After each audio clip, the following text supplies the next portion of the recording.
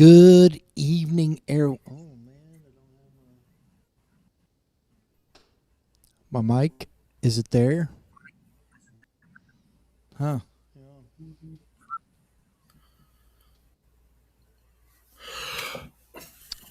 Where's my mic? I gotta get my mic. Hold on.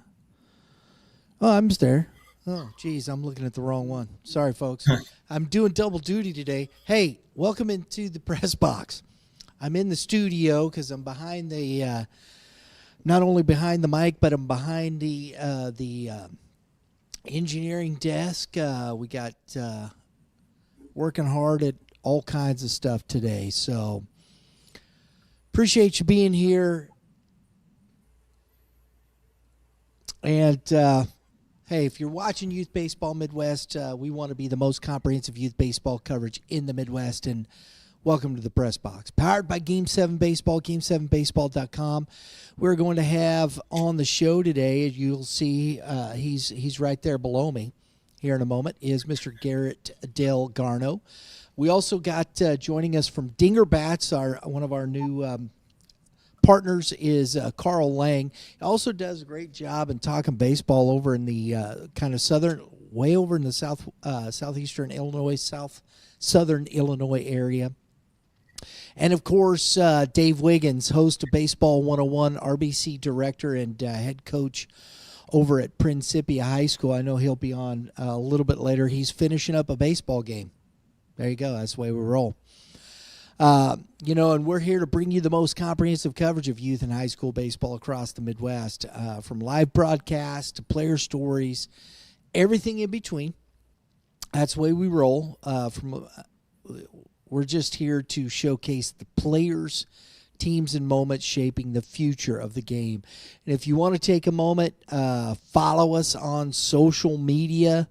You can do that on X at uppercase, all uppercase YBM, _ all lowercase cast, CAST. If you want to follow us on IG, that is Instagram, Facebook, or that newfangled thing called TikTok, whatever that is. I'm kidding. You can follow us at Youth Baseball Midwest. That's what you can do. And as you can see here up in the window, you've got subscribe and win. Here in the press box, we started this because we're looking to get to 5,000 subscribers. We're on our way to 35. That's our next step. Want to get to 5,000. Hey, we've got some baseball cards to give away. I got them right over here in the office. They're over there. Those are real. Shohei Ohtani.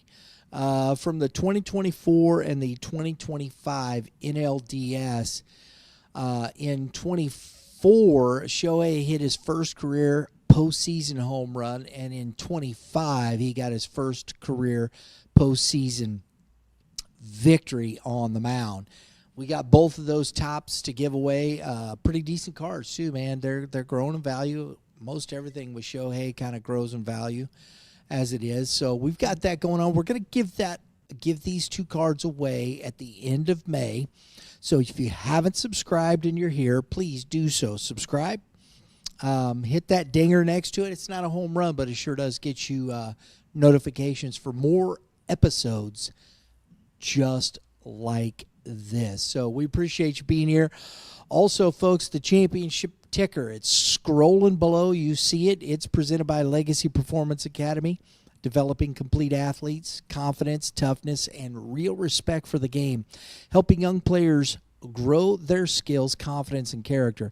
It's a place where athletes learn to compete the right way, stay humble in victory, and keep pushing to improve. If you want to go check it out, go to stllpa.com.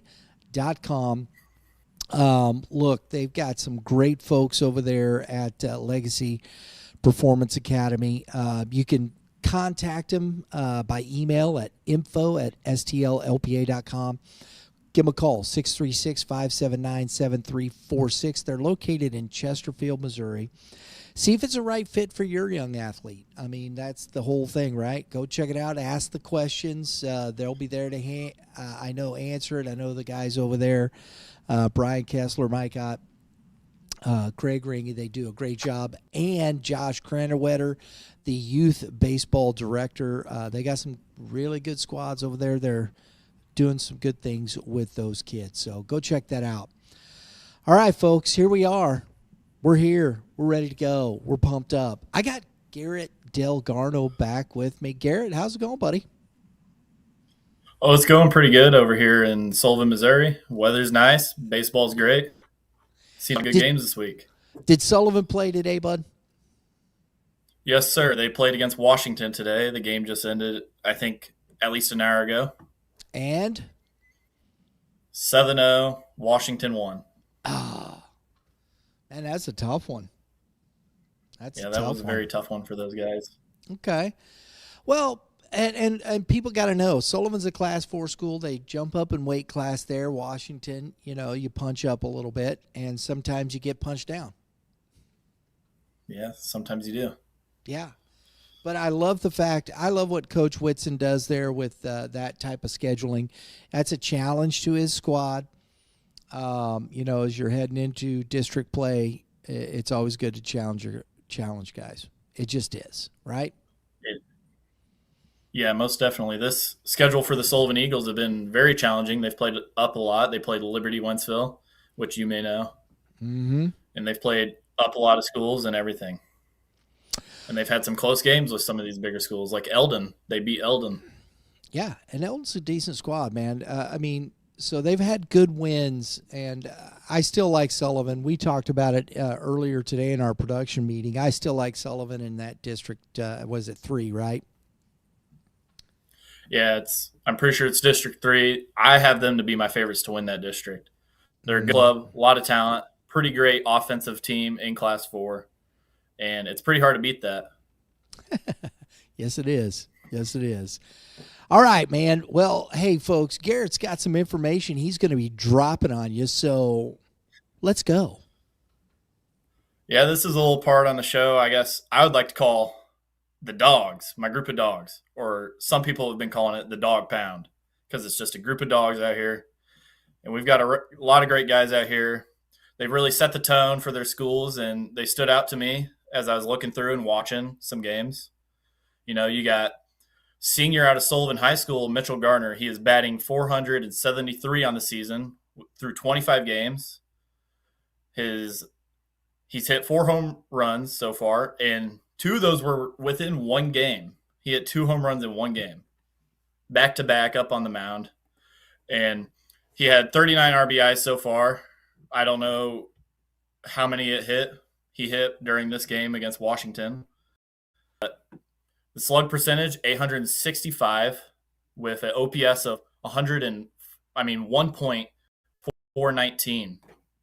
Now that's pretty impressive for a batter within Class 4, and I think it's still crazy that this kid is not in college baseball. It really stands out to me that he is going for football instead of baseball, and it's really shocking. And then as we move down a class, we got Eli Snodgrass, senior out of Mark Twain High School, Class 3, District 5. He's batting 576 on the season with 59 at-bats and 34 hits with 35 RBIs and 3 home runs.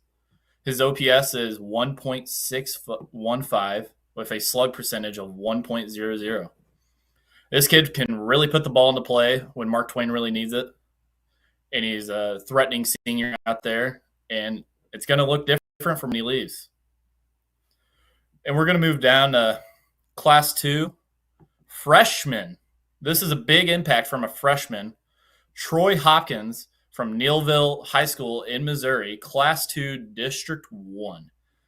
He's batting 370 on the season with 23 games played, with 27 hits, 27 RBIs, and 5 home runs, with a .699 slug percentage on a 1.160 OPS.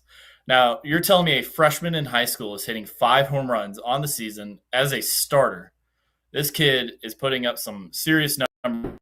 A freshman with this type of hitting, it's going to be scary what he does throughout his years. And now I'm going to get to the last hitter on my list. this. It's going to be a tough name to pronounce, so sorry if I pronounce this wrong, but Bo Ussery, sophomore out of Princeton High School, Class 1, District 15. This kid is batting .588 on the season through 11 games played, 20 hits, 9 RBIs, 2 home runs, .882 slug, and a 1.571 OPS. I think this group of hitters can really put the ball into play for their teams, and they've really stood out. A lot of these guys have really hot bats right now. Mitchell Garner, a very hot bat. He's been hitting that ball like crazy. I've got to watch a few games with him. I'm gonna try to catch some more games during these districts for the rest of these guys, but they're gonna be scary hitters within these playoffs, and they could really make a game-changing hit. Now I'm gonna go ahead and move to my pitchers for this week. I got Carson Bertram, senior out of Monette High School, Class 4, District 12. This kid has a 2.37 ERA through 38 innings pitched. 62 Ks is pretty insane. I've seen most stats. Most pitchers have only 50 Ks on the season, but 62, that's amazing. Only through 174 batters faced, only allowing 28 hits so far on the season, and 13 earned runs. This kid has really put a dominant performance up on the mound for his school, Monette, and I think really depends on how they use this kid. They could go pretty well. He is a lefty. You're starting to see more lefties now in high school, and I think it's pretty impressive. He can really make an impact for that Monette High School boys team. Now we're going to go over to the Lake of the Ozarks, well, Truman Lake. Ryan Fajan, senior out of Warsaw High School, Class 3, District 13. This kid has 48.2 and 56 strikeouts with a 2.04 ERA. Now, Warsaw is in Blair Oaks District, and I have Blair Oaks being the favorite in that district, but sometimes some crazy stuff happens. And if this kid has an amazing game against Blair Oaks, which would be very shocking to me, but I have a lot of faith in this kid, and that's why he's on this list. I think it can make an impact, and he is going to make an impact wherever he goes to play college baseball, which is kind of crazy that he hasn't committed anywhere. It really caught my eye, and this kid is an amazing pitcher, and Warsaw will definitely be missing this kid next year. Now I'm going to go over to Sacred Heart High School, which is out of, if I'm correct, Miles Brown, Jr., Class 2, District 13, 2.07 ERA with 44 innings pitched, 73 strikeouts on 198 batters faced, only allowing 32 hits and 13 earned runs. This kid is dominating on the mound for Sacred Heart. 73 Ks in one season is absolutely insane, and he's still got more room to play with more games going into districts and all that. This kid is going to be a real threat once he becomes a senior, and he's a real standout pitcher. Now I'm going to get over to Shane Galvin, senior, Halfway High School, Class 1, District 11. This kid has a 1.37 ERA, 46 innings pitched, 74 Ks, 197 batters faced, only allowing 29 hits and 9 earned runs.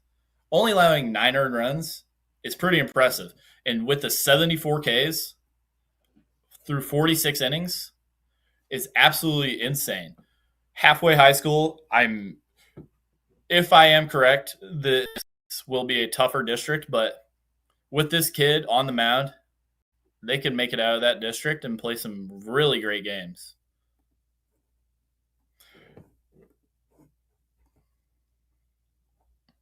Now, we've had a great amount of teams out here, and I watched a few games over this past couple weeks. My game of the week was Bell versus St. Elizabeth High School.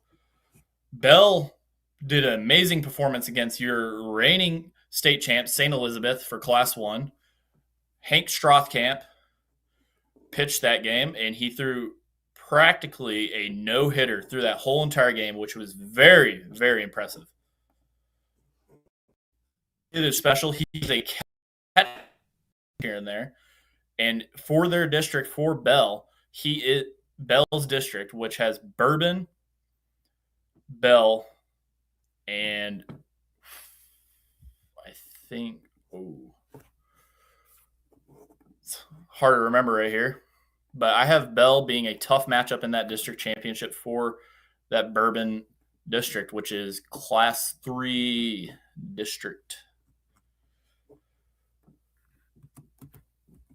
Class 3 district.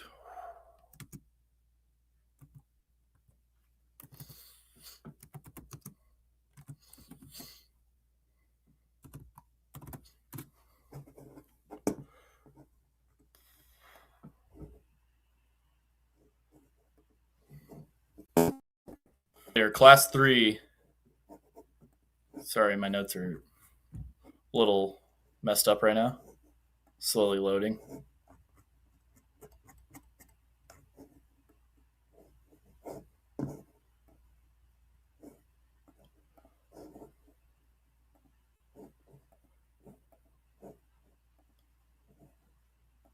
We'll get back to that part on later, but as I was watching other games, Licking, they're playing up against Rolla.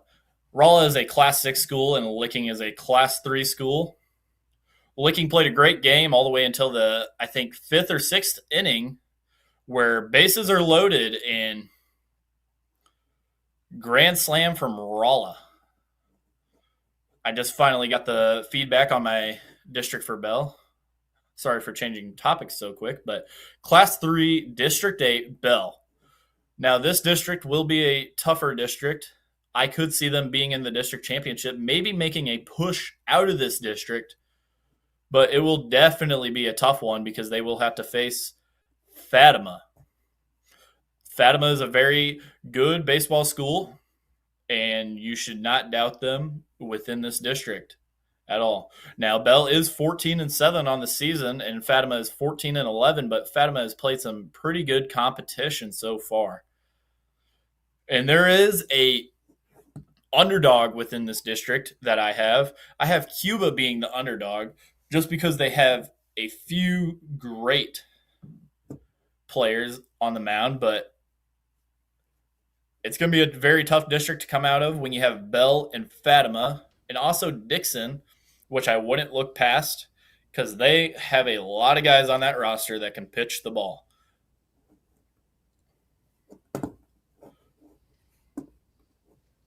Yes, they do. Yes, sir. I'll tell you what, when you're talking about Sacred Heart there, and again, I'm looking at that being class. That's Class 2, right? Yeah, that's Class 2. Sacred Heart. Sacred Heart is, Class 2, District 13. Yeah, they're kind of in that middle there. Tipton is always the one that's interesting to me, and they've been down a little bit this year.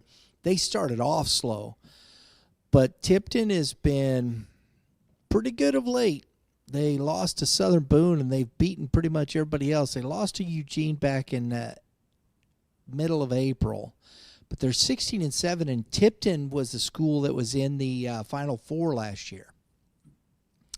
Yeah. And so, Sacred Heart, they've got that arm, and they're 13-9.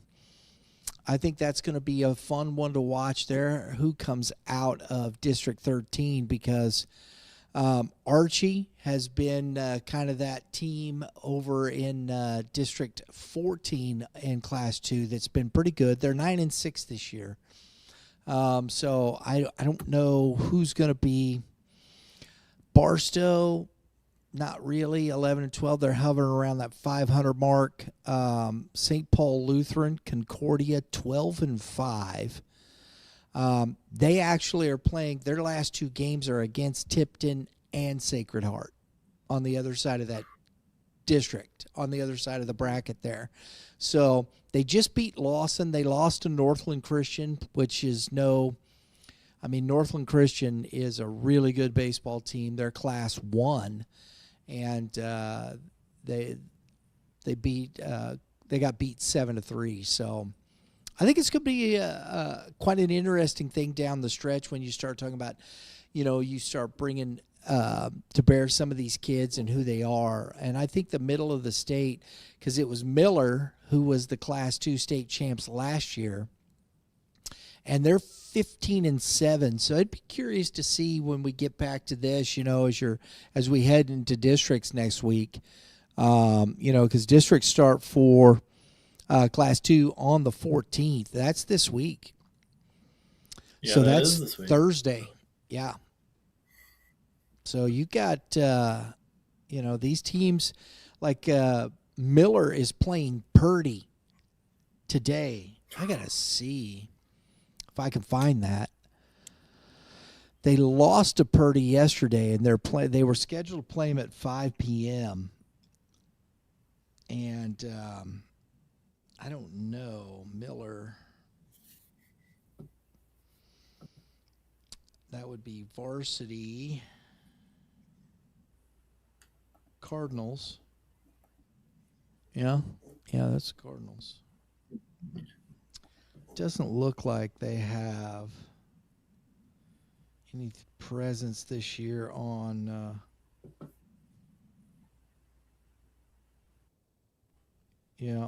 nothing there. The schedule's there, but they haven't used it, so I don't know. All right, we'll just have to wait and see, right? Yeah, we will have to wait and see. And that's just the way that cookie crumbles. Bummer. What you do? Oh, I'm working the phones here too on some other stuff. So we're still working on schedules and all kinds of things, man. So this is what happens when you got triple duty there, Garrett, and you start working into seems like these you're a very things. busy guy over there. Young man, what when we head into districts, what are some of the things you're looking for as talking about some of these small schools?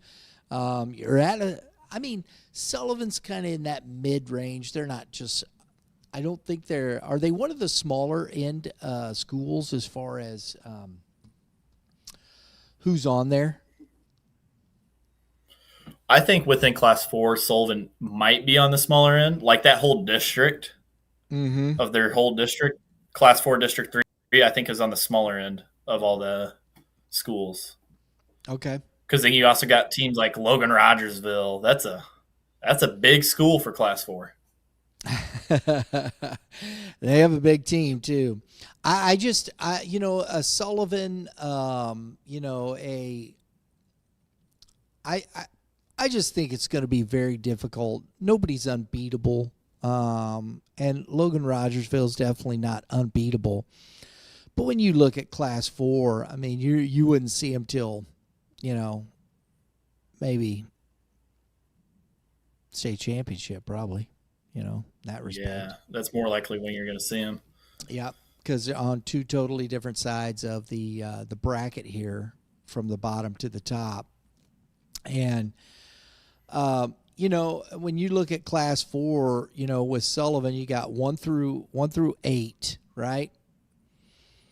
I think the team that you're going to have to deal with 1 through 8 when you start looking at these teams, you got Southern Boone down there, who I would put them as the 1 seed in 1 through 8.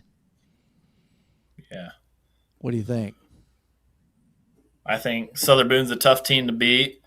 And then if somehow Sullivan, in my prediction, Sullivan gets out of their district.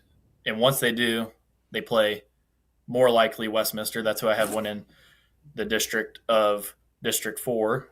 Mm-hmm. And then out of that, you got the North County Raiders, a very hot ball club this year. Yeah. They're going to be a tough team to beat. They got a lot of great arms. Maddox Blasner, he's a sophomore, if I'm correct, and he's got a great arm. I like Westminster Christian as well. I think in District 4, in those even ones, you got North County, you got Westminster Christian, you've got Orchard Farm in District 6. Southern Boone. But I don't think you can sleep on Moberly or Booneville in District 8. Can't do it. St. Charles West will be a tough out in 6. Lutheran South is always a tough out. Yeah. Moberly's not a team to sleep on. No. They are still a competitive ball club. And that's basically your top half of your playoff right there, from sectional to quarterfinals to semis, and then into the Final Four.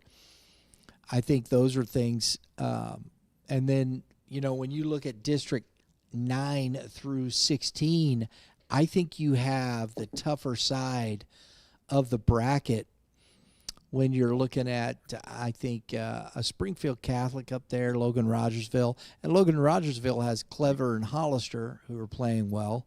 I think Seneca, Monette, Aurora, tough district. Clinton, Harrisonville, Knob Noster, Nevada, Pleasant Hill. We talked about that. Toughest district in the Class 4, in my opinion. Only one of those teams is under 500, and it ain't that much. Pleasant Hill is still, it's pretty small. It's minute. And so I just think that it's going to be an interesting thing. And over in District 14, Pembroke Hill, St. Michael the Archangel struggling. Excelsior Springs, I think they're going to do it. Benton, Chillicothe, and Savannah, you know what you do? You know what that is, right? You flip a coin. Good game. Yeah. You just flip a coin, man, and see what gives. So, but all right, Garrett Del Garno, folks, our dog. How you like that? You like that? It's our dog section of the show. So I appreciate you being here, buddy. We'll catch up again, and hey, we'll see you back here on the Press Box next week. Yes, sir. Love to be on here. Great time as always. I appreciate See you it, next buddy. week. Absolutely. You have a great day in the Lord. All right. We're going to jump to our next guest here, and we're going to bring him in. And we've got Carl Lang all the way over from Southern Illinois. And this gentleman I met just not too long ago. He is a representative with Dinger Bats. He's come on and working with Youth Baseball Midwest here as a partner, and I invited him on. I wanted to talk to him a little bit today. First and foremost, we're just gonna let him talk about Dinger Bats. How about that? That's the way I roll, bro. How you doing, Carl? Good, my man. How are you? Man, I'm doing well. It's good to see you. Good.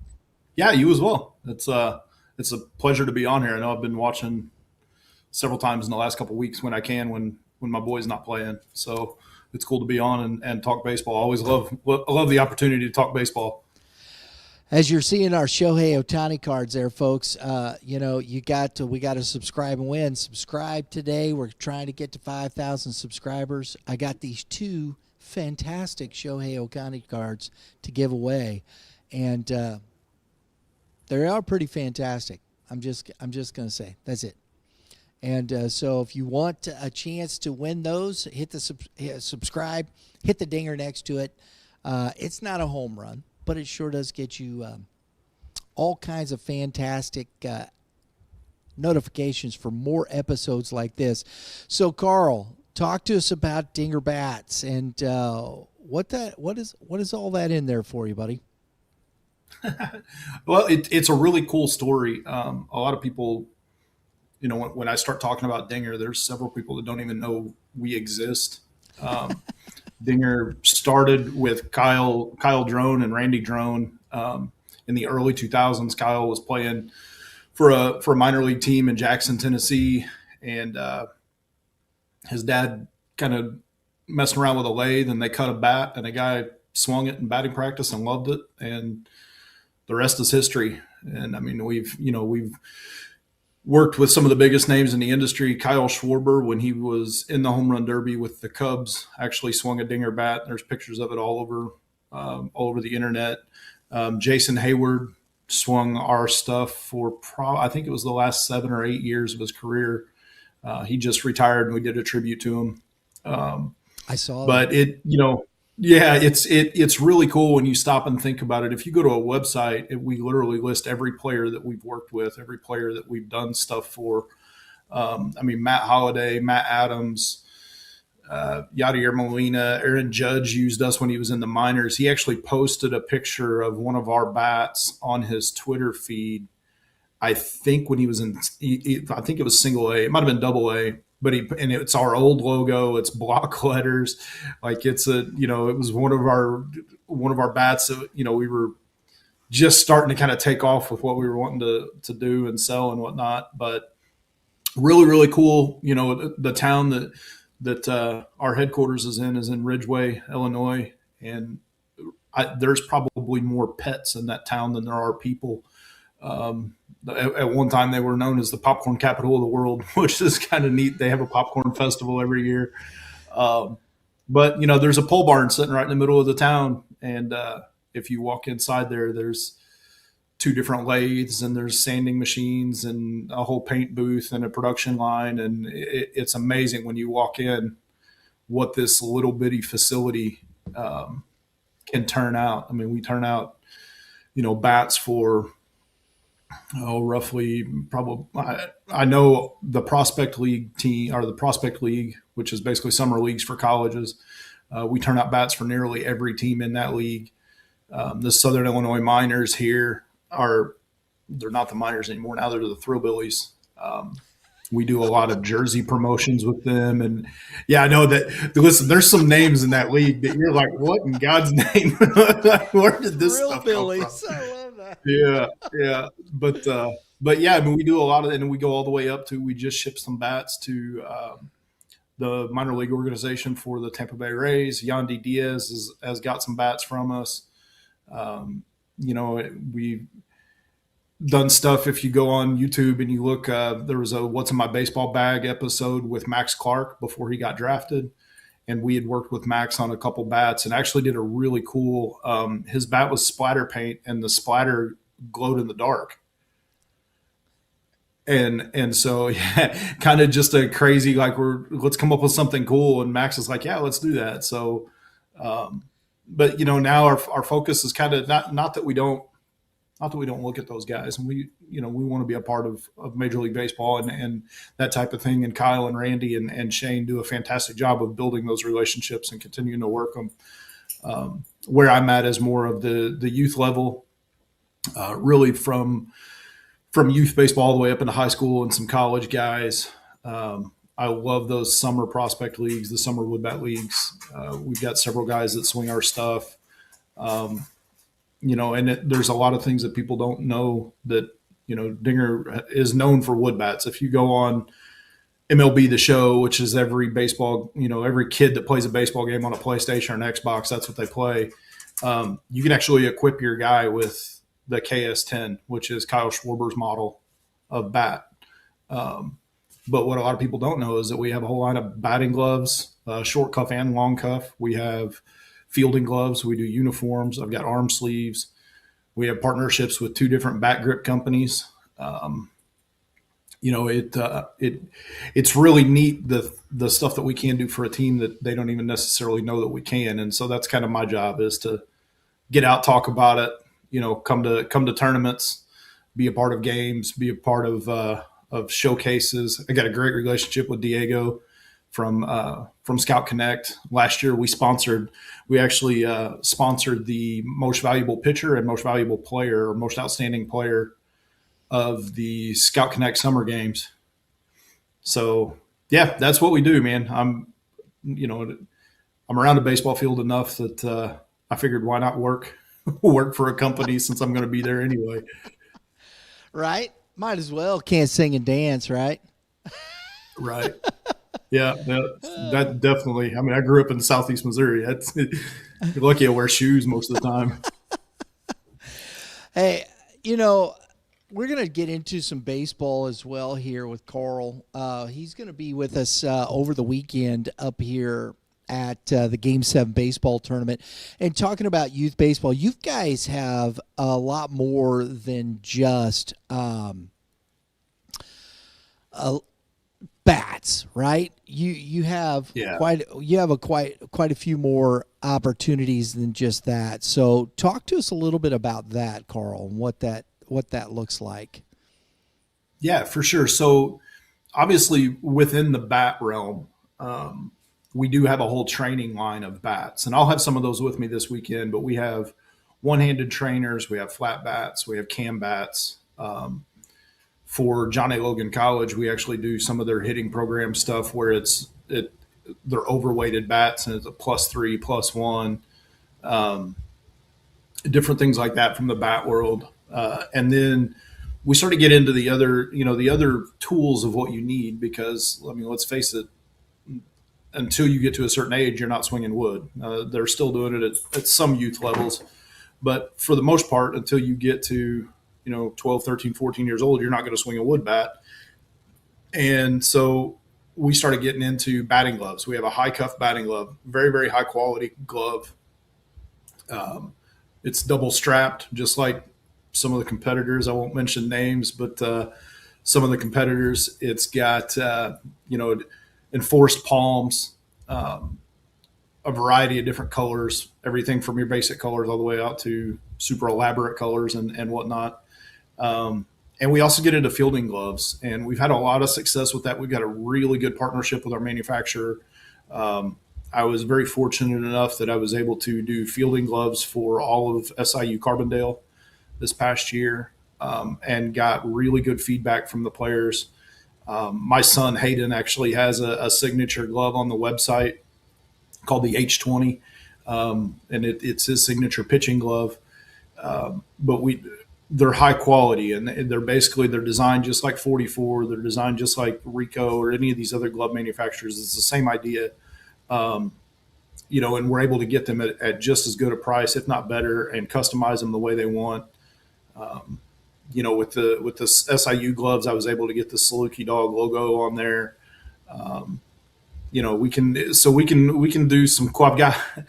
had one of the SIU guys actually did. It was crazy. He did a Lightning McQueen glove. It was it's red with yellow trim. It says Kajiga on it, or Kachow, or whatever. It's got a lightning bolt. Like it was a really interesting glove. Might as well. But they're very high quality. Yeah. Yeah, right. And so they're very high quality. And then we have the normal, batting or bat grips, and kids like to be flashy with arm sleeves and stuff now. So we've got arm sleeves that we can get. And then we do a whole line of uniforms. Newton High School, shout out to those guys. I know you probably don't cover them very much. Jason and his team is having a fantastic season this year. We did their entire uniform set this year, all 4 uniforms. They did a home, an away, an alternate, and a black. And they trusted us with all of them. And they look amazing. So it's just one of those things. We're so grassroots. I mean, I tell people all the time, like we have 7 employees. Yeah. We're not, we're not Louisville Slugger. We're not Old Hickory. We're not these companies that have, 30, 40, 50 employees and 10 lathes spinning. And, we're a small organization, but we've got a great product. Anybody who's swung our bats will tell you our product's great. And so we're wanting to expand off of that and keep pushing it. And we figure it starts with youth baseball, right? Like get in front of the kids now and get them using the stuff now. So heck yeah. Everybody, you can see him over there. He's hanging out, getting ready to come on the show. Dave Wiggins. Dave. What's going on? Dave, have you met Carl before? Uh-oh. Nope. Do I not have? What do you do?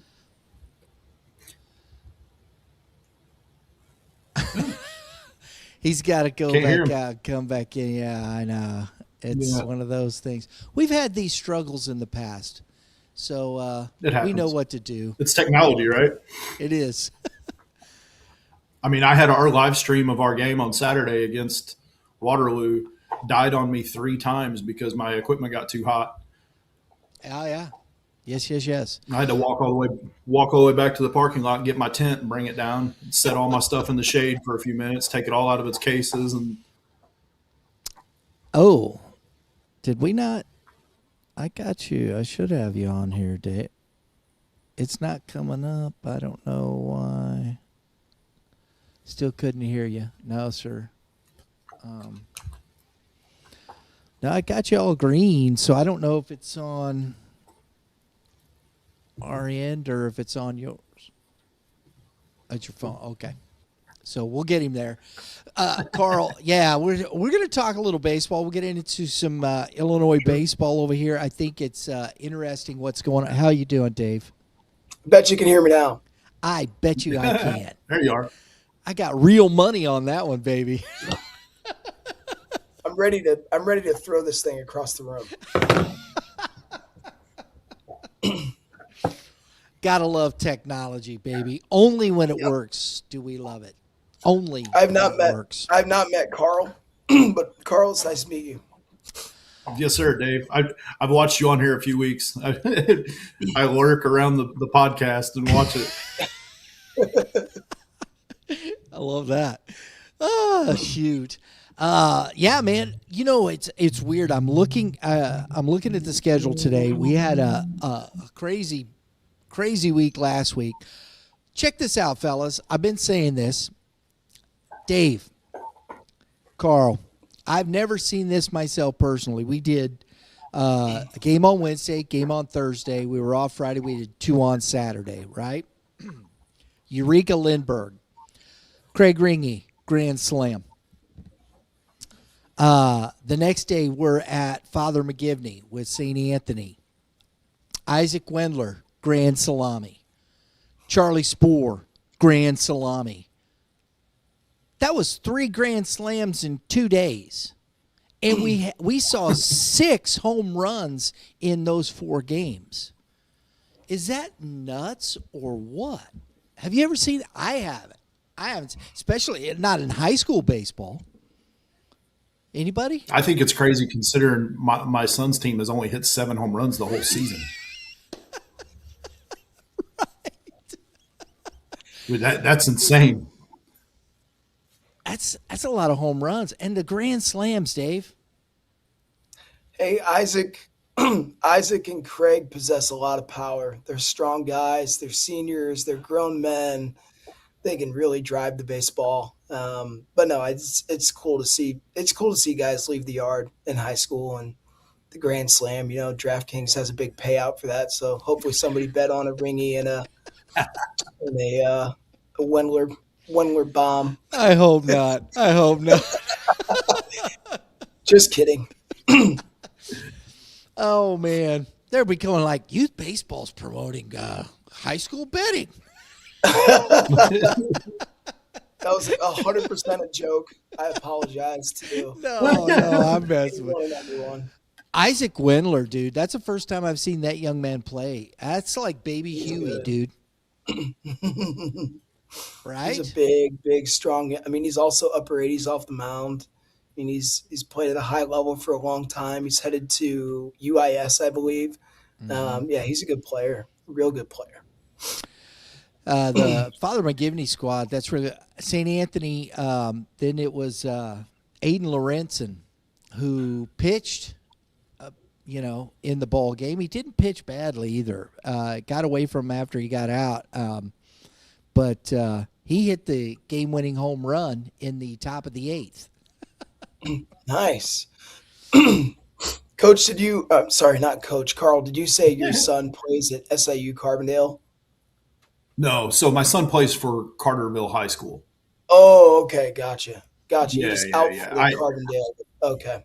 Yeah, and I graduated from SIU, and I know the coaching staff real well. Coach Rhodes and a couple of the other coaches actually live here in Carterville. Coach Rhodes' son goes to Carterville Junior High and plays for one of the Carterville Crush travel teams and whatnot. So know the coaches pretty well. But yeah, my son's just a sophomore at Carterville High School. Okay, cool. I was shaking my head. I'm like, there's no way SIU Carbondale's only hit 7 home runs this season. So I knew something didn't happen. No, No, well, and what's crazy too. So this whole thing started. I met Brian, and I didn't even meet him directly. He interviewed Hayden at Diego's Scout Connect showcase, Okay. and so I watched the interview, and I was like, "Oh, this is really cool. Like, I like what these guys do." So I reached out to him, just said, "Hey, I'm in Southern Illinois. If you ever need anything down here, it love to be a correspondent or help out or try to get you information or whatnot." But Hayden's known for pitching, and he leads our team with 3 home runs right now. And it was like, well, I don't know what happened, but yeah, now all of a sudden my kid can hit bombs, I guess.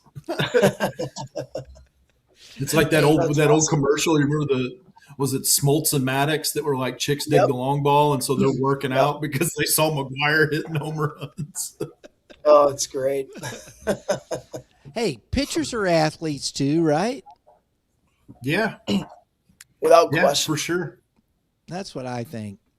Well, and it goes that way. It's a testament, honestly. It's a testament to those guys that maximize and the work that Hayden has put in with Brett and with Eric and those guys and the work that they do at that facility. Hayden put on 35 pounds of muscle in the winter, and a large part of it was, they set him down and said, "This is where you need to go and what you need to do," and he bought into it. And that's a 2-hour drive for him one way to go work out. So for him to put in that, I mean, there's a whole list of other things. I mean, he downloaded my fitness pal and was pumping 4,400 calories a day through his body while he's doing these workouts. And, but when you're 6'4", I mean, that he still looks like a beanpole. He's 205 pounds and he looks like he's got another, room to probably put on another 25 or 30. So that's usually the way it is when you're that tall. Go ahead, Dave. Yeah. I mean, if you can rotate, you can rotate, right? You're just rotating on different planes. But if you can turn, you can throw hard and hit bombs for sure. Yeah.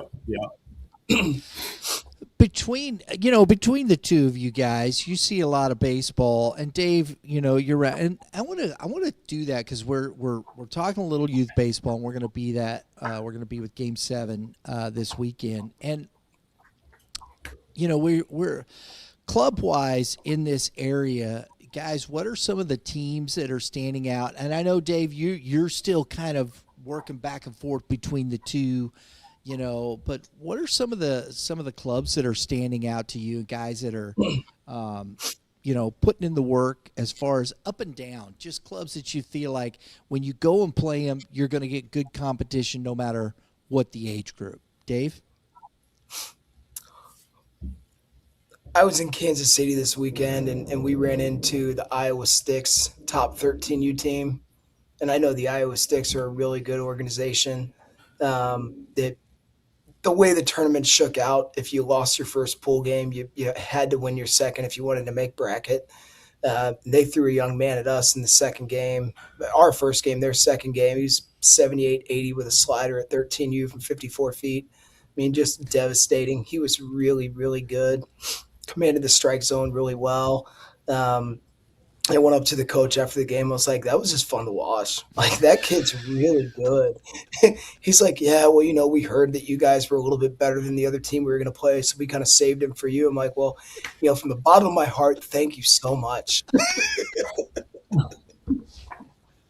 Hey, Coach, we weren't that good. Yeah, no, you beat us 13-2, man. Like, that dude was really good, and they ended up winning the whole tournament. They took down the Nebraska Prospects, who were undefeated at the time. They were 22-0 before that loss in the championship game. They beat them 15-8, and we played that Nebraska Prospects team last weekend, and that's a true national level major team. Teams can put all these different labels on.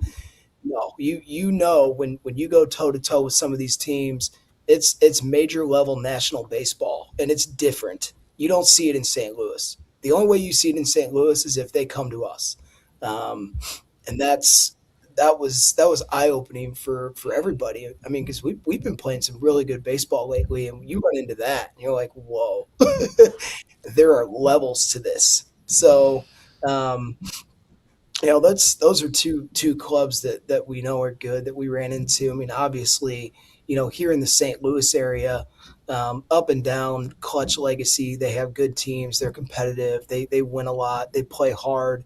Um, shoot, I'm trying to jog my brain here. Youth baseball it's crazy here in our area. It really is. There's just so many organizations, so many teams, and some have really good teams at some age groups and just okay teams at others.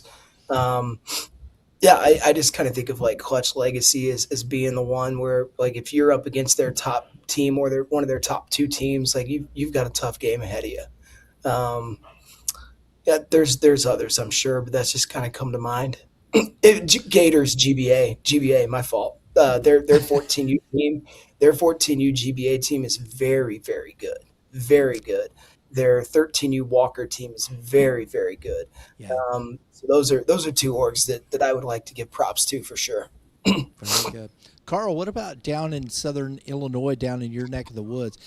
I know it's probably a little different, and you guys are driving all over the place, really, kind of to get where they got to go, correct? Yeah, I mean it's very very much that case. I mean, there's some good organizations down here for Southern Illinois, and I try to explain Southern Illinois to people that maybe can't like wrap their head around it, but the lower 16 counties of Illinois, if you scoop out the metro area, the lower 16 counties have approximately 170,000 people in it total. Wow. And you're talking, the city of Belleville has 230,000 by itself. Yeah. So it's just a different world. And a team down here, and Brian, you and I kind of talked a little bit about it today. There was a high school game here where two kids went at it, and there was 17 strikeout through 7 innings and only 4 hits. Both those kids are very, very good pitchers. Fisher Watts and the blue kid from Goreville, they're both very good pitchers. But they're striking out kids that, they're seeing kids 2 and 3 times through a lineup that have no business facing that level of competition because it's so good. Hayden comes up. Hayden plays for the Adidas Athletics and Nick Heron. It's the Inevitable A's now, right? I think he switched the name to the Inevitable A's. But that organization is, every time I've ever seen them in a tournament, it's one of those things where like, all right, well, we're going to be in for a good game. Like these guys are salty. My son's local team here was the Carterville Cannons. Now I think they've changed the name to Southern Illinois Cannons, and it's essentially Hayden's class, adding the 2 or 3 best players from Benton High School and 1 player from Marion. They're a very solid AAA team. But to Dave's point, Hayden played for Wow Factor's national team, and Evan Einhart and Justin Getz, his 14U season. That's a completely different world.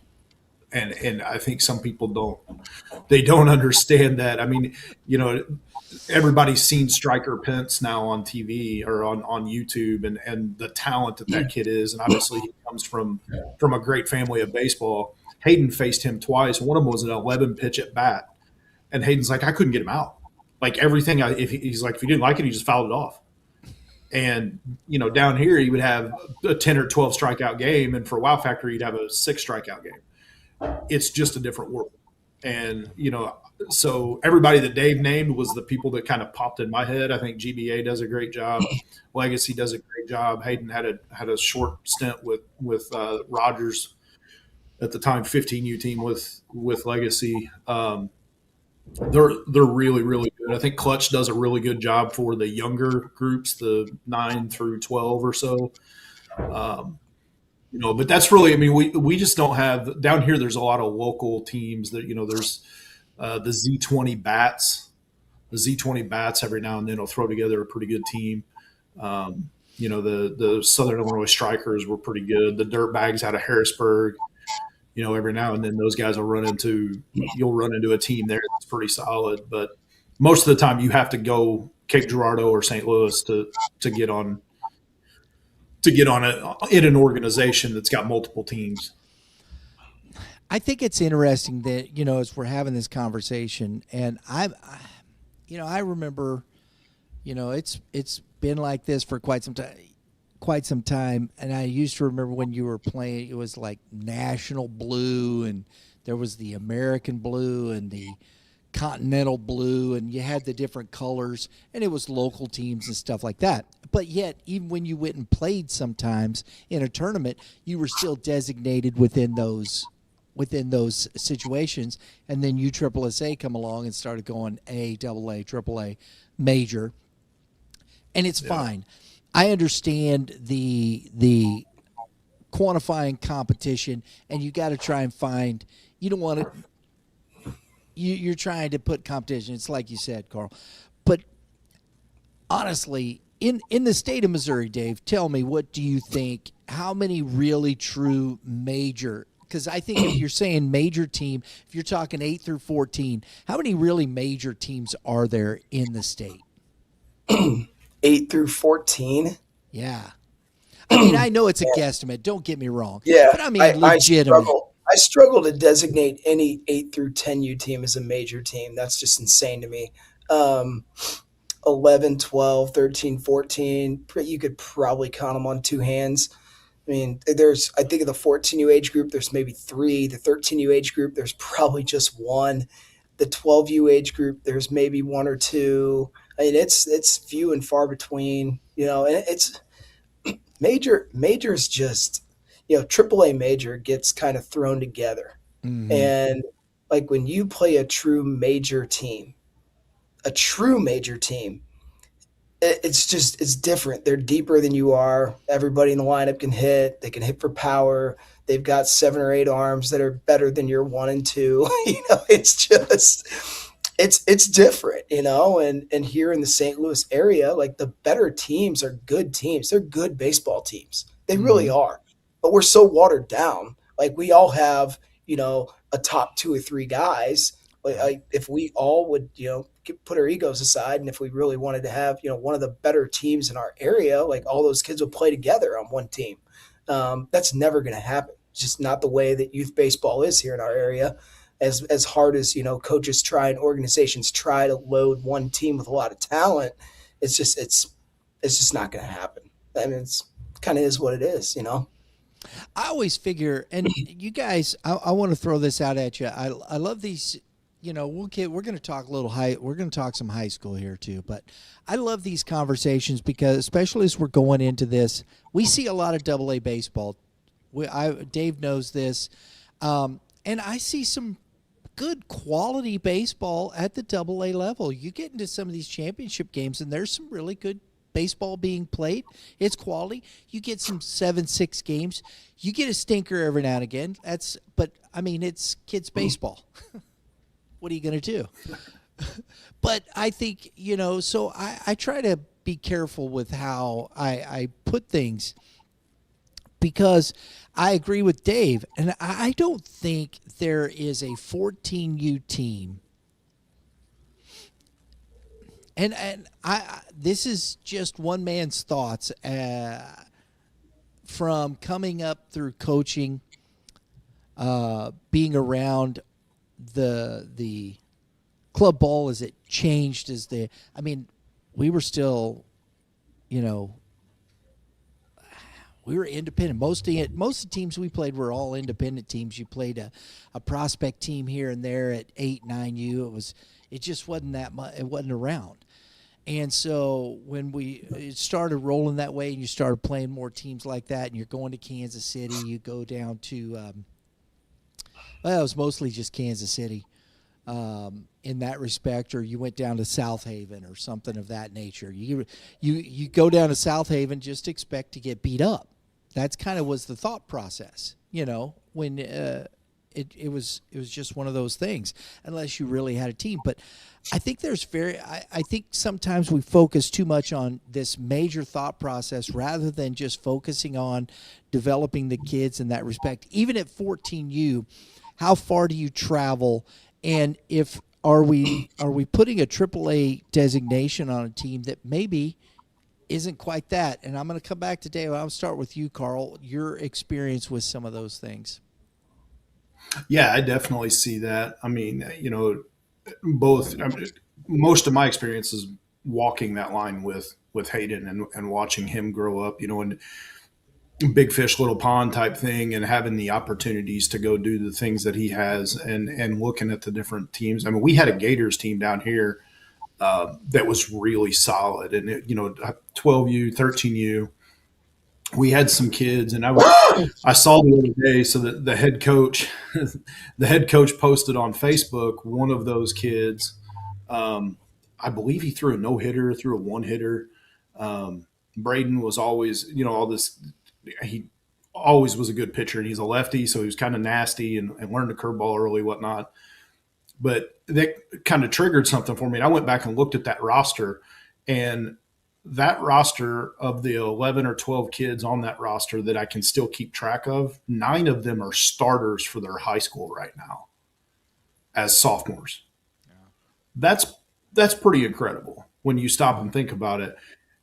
But we were still a high AA, low AAA team. I mean, we would get into tournaments where we just bled pitching. Like we were, by the time we got to the championship game, we're throwing the second baseman who's had 10 innings all year because we were just out of pitching.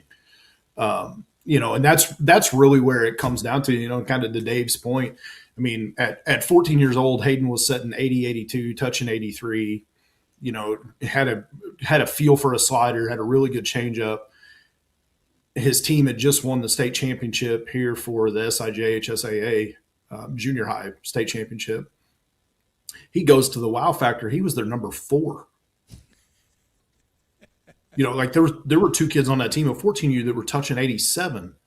The Madden Pike kid from Seattle, I think 2 weeks after their last game that they played together, Madden hit 90 as a 14-year-old.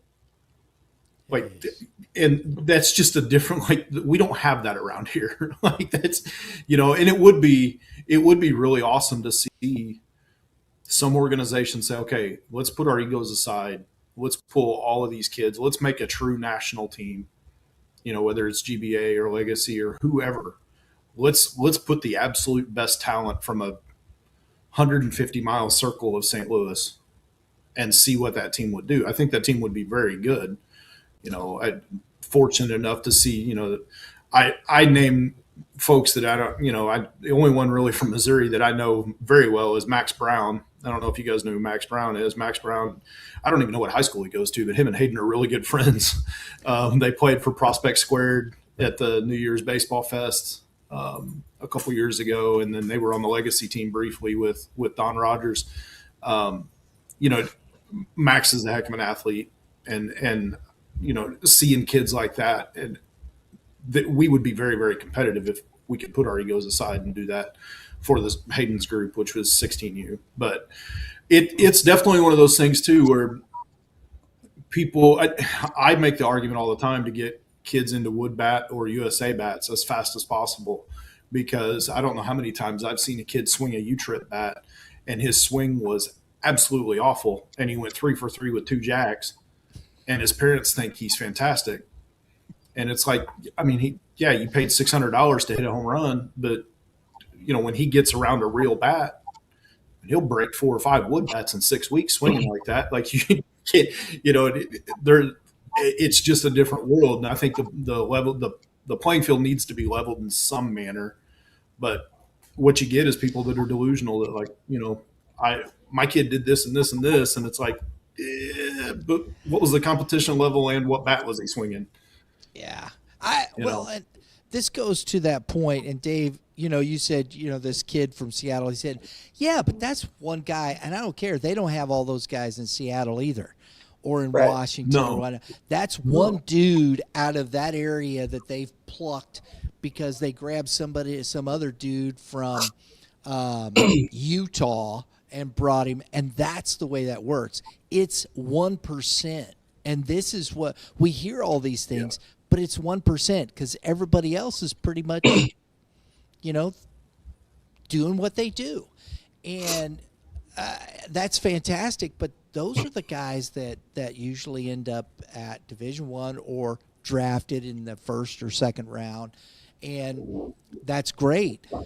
But that doesn't mean, and this is the other part of it, that doesn't mean you can't play professional baseball or you won't play at a Division I school or whatnot. We have to reset these narratives that have been created because of sometimes the club baseball scenario, rather than just saying, hey, this is where you fit right now. Go there, keep working, do what you do. You may throw 95 one day when you're 22, and who cares what you did back here? Nobody will remember that. In fact, they'll make a story about it and go, man, this is a kid that got cut, and he was only throwing 80 poo when he was in junior college, and now he's throwing 95 in the majors. And everybody goes, Right. oh, great story. That's what I'm talking about. And I think we have to, bring that into perspective, Dave. Yeah, I mean, I've been through it with the 2026 class from the time they were 12, right? And at 14 and under, there was a team called the Kansas City Crusaders, and they weren't an organization. They were one team. They were a true major team. They had Bo Peterson, who's going to Texas. He was 87 to 89 with a wipeout slider at 14U, and one of the most feared left-handed hitters in the country. They had Cooper Schrum, who is 84, 86, who's 6'6", who's headed to Tennessee. They had Max Hamilton, who's a mid-90s arm going to Oak State. And all these kids were from the same area. I mean, and we played them at 14U, and I just asked their coaches, I'm like, how'd you guys put this team together? Like, you guys are unbelievable. It's like we got to Cooper Schrum a little bit in a game. And we're like, okay, we got through their number one. Here comes a reliever, and it's Bo, and Bo's 87, 89 with a slider. And like, I'm looking at my assistant. I'm like, we've never seen this before. I mean, we're 13 and a half years old. So the fact that, and that's really the only team that I've seen at a younger age that is more of like a select level team, or like not a part of a national organization, put a product out on the field that you're just like, your jaw drops. You're like, whoa. I mean, dude, Bo's a top 2 or 3 round draft pick. I mean, Cooper is a top draft. Like, these kids are going to be really, really good and successful at the highest level. And to Carl's point, maybe there's 1 or 2 of those guys in our area. Anderson Kaufman at Alton, right? That dude, that's a guy that Wow Factor Natty goes after. That's a guy that Canes American and National go after. In the 29 class, you have Ben Delick, who's at Oakville. He's on Wow Factor Natty, hitting the middle of their order. You have Dan Lang, who plays for the East Coast Sox, at Vianney. So, I mean, they're there, but they're few and far between, right? I mean, every area has them. It's not like baseball in Seattle's better than baseball in St. Louis. It's not like baseball, you know what I'm saying? So I think people sometimes like, well, we need to travel, because if we travel, we're going to play better teams. No, you're not. It's not a guarantee. I played the WWBA numerous times and played some of the worst teams I've seen. I played a Friday game against a team we beat by 15, a fundraising Canes team. And then on Sunday night, I played Wow Factor Natty's top team in front of 50 scouts. Like, it's all luck of the draw. That's what it is. Whether you go out of town or you're in town, it's luck of the draw. It's more about educating, the coaches and the program directors and the parents on, okay, what are the events that the major level teams are attending if you can handle that level of competition, right? No matter what area they're in, like, you need to go where the best teams go and play. And there's just so few teams in our area that need to go where the best teams go and play. And if they do, like, unfortunately, they do need to travel, because they're not going to find it here in the middle. They're not going to find it here at the PG Chesterfield Summer Clash. They're just not. And that's no knock on those tournaments. It's not just, at all. No. It's no knock at all. People go, oh, you're just making – no. It's just, we're going to be at the Midland Invitational this weekend at Game 7 baseball, and there'll be some fun, good baseball. We've done it every year. And that's what I'm saying. I love that. I love the narratives here, guys. I love that conversation. We'll do some more, but let's get to some high school baseball. Let's do it. We're down to it. We are down to it. And I mean, we got 2 games left this week. Some have 1. Some are cramming 4 games into this last week. Now, I know Illinois, on the Illinois side, you guys have another week left. We have 2 weeks. So we have this week and next week. Next and week, then yes. regional start the following. Yeah. Right. But here in Missouri, it's this week in class 1 through 4, districts start on the 14th. Class. Yeah, my first district game is Saturday at 10 a.m. There you go. Holy cow. Yeah. And so, we're in it. We are in it. And we're going to start here with we're going to go into Missouri. Hey, let me check this again. I want to check it. I think it should be final unless it just got that crazy. And these are things early on in the season. Yeah, Liberty North, they beat Staley today 12-7. Staley had beat them. Those two teams I kept, there was a gentleman, and it's great. I love the conversation on X. He's like, man, Staley just beat Liberty North. They should be headed. Why is Liberty North still number one? Because they're good. I mean, yeah, you're going to lose to a Staley team because they're good, And that's where this is the same kind of conversation, just because, Staley beat them, and Staley got off to a slow start. They're playing as good a baseball probably as anybody in the state right now in Class 6. I've got them at number 6. I think they're that good. That loss today to Liberty North wouldn't change my mind about that either. Right? Staley is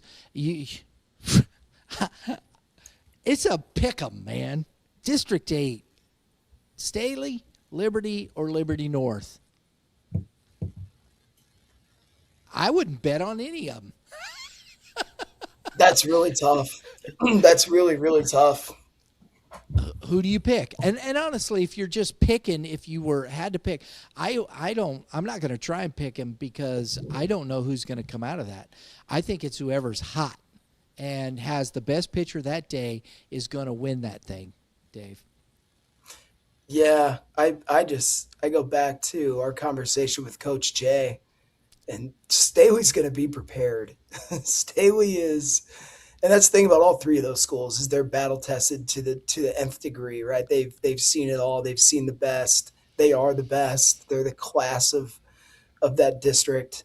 They're the class of their conference.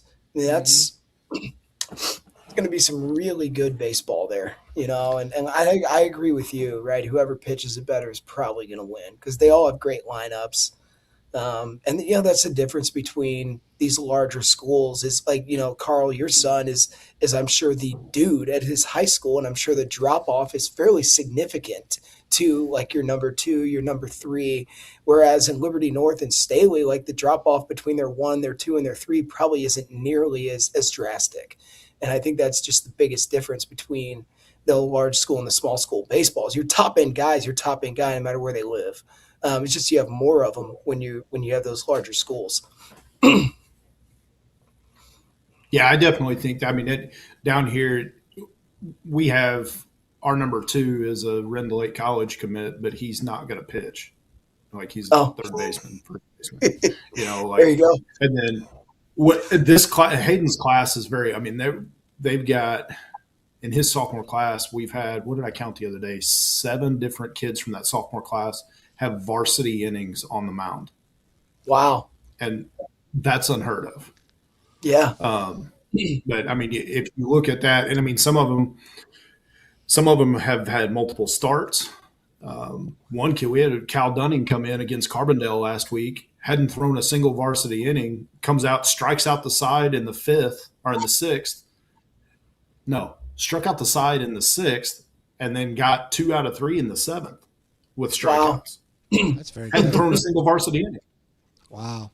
So but to your point, it is very much that. It's our small school. Our enrollments are, 650, I think. And the pitching difference with us, if we took us and DuQuoin, if we took the Cycraft kid from DuQuoin, yeah, we took a couple kids from Marion, we would have a pitching staff that's equal to Vianney. and and every year Vianney's putting out or DeSmet's putting out, or all these teams are putting out because they're double the enrollment or they're private, or whatever the case is. But yeah, it's just a different world for us to see pitching like that. It's like, oh yeah, we're facing their number 4 and he still throws 88 with a breaking ball. Right. And folks, just to let you know, Scout Connect on the website, the Illinois ranking update, small school. Diego does a great job. He's got Carterville, and that's where the young Hayden Lang goes to. Carterville's number 10 in those rankings. So they've beat. You guys did beat Harrisburg the one time, right? We did. We split with them. So they beat us 7-3, and then we beat them 2 days later. It was a rain out game. That was actually the game that you had talked originally about coming down to. Yeah. And it ended up getting rained out, and they moved it. Our varsity, our conference makeup was on a Thursday, and it was the Thursday after we played them on a Tuesday. So we played them on Tuesday, had a break, played them again. Yeah, because the coach at Harrisburg is legendary. He's got like 1,000 wins or something like that. Am I right? Jay Thompson's amazing. He's forgot more baseball than I know. Like, when you sit and you listen to him, he can tell stories from 35, 40 years. I'm like, Jay, I'm 44. I don't even know what you're talking about. But yeah, we played. So, like I said, we played Waterloo. We gave Waterloo everything they wanted in a box of cookies on Saturday and should have beat them. If unfortunately shoes kind of fell off of us in the 7th inning, but I think there's some really good, he's got St. Joseph Ogden at number 1, Freeburg, who I think is, I love it, man. Give me the midgets. That's right. What I'm talking about. Tolono, Unity, Nashville, Teutopolis, the Wooden Shoes. You've got midgets and wooden shoes all in one ranking. That's just, I don't care. Let's go. You need to throw Centralia in there, then you have the orphans. Right? Is that right? Then you're rolling. Yep, there's Centralia orphans. That's and I'm sure Carl remembers Pekin's old mascot, but we're not going to say it. Oh. That won't be. Not appropriate, so we'll leave that one alone. All right. We'll leave that one family friendly.